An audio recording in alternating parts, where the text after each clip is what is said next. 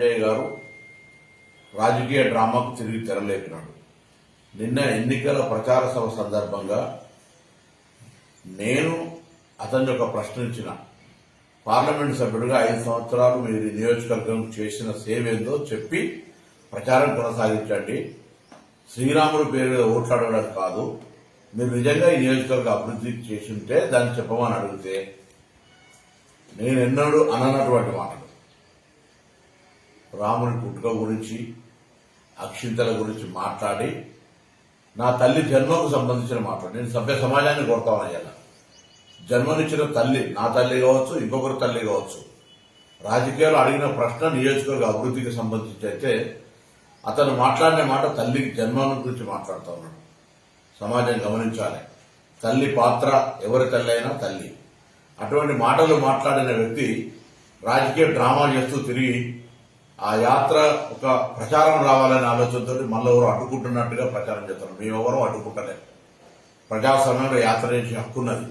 మీరు మాట్లాడిన మాటల్ని మళ్ళీ ఏమంటున్నారు, చట్టరీత్యా చర్యలు తీసుకుంటాము. ప్రజలే మనకు చట్టం, ప్రజాస్వామ్యమే మనకు చట్టం. ఈ ప్రజల ముందు నేను అడుగుతా ఉన్నా, అమ్మ, ప్రతి బిడ్డకు జన్మనిచ్చుంటారు ఒక తల్లి.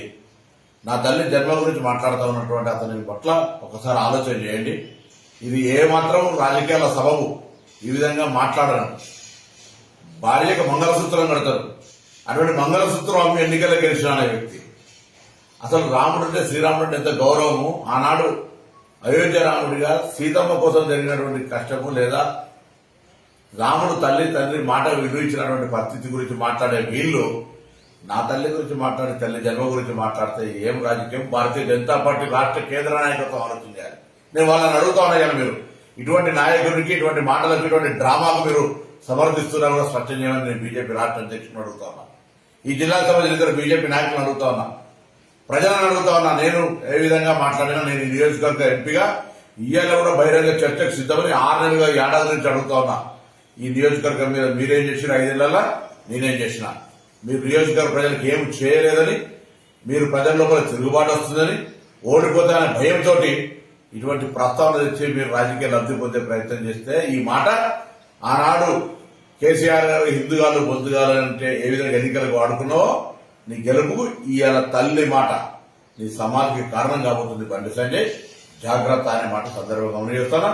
మేము హింసవాదులం కాదు, మేము కాంగ్రెస్ పార్టీ వాళ్ళం. మేము యాత్ర గడ్డుపడతలేము. దాని పేరు మీద శవం మీద పేడాలు ఎదుర్కొనే విధంగా యాత్రను అడ్డుకుంటున్నామని లబ్ధి పొందే ప్రయత్నం చేయకు. యాత్ర చేసుకో, ఏమైనా మాట్లాడుకో, కానీ నాలిక ఒళ్ళు అన్ని దగ్గర పెట్టుకొని మాట్లాడమని నీతో చెప్తాను.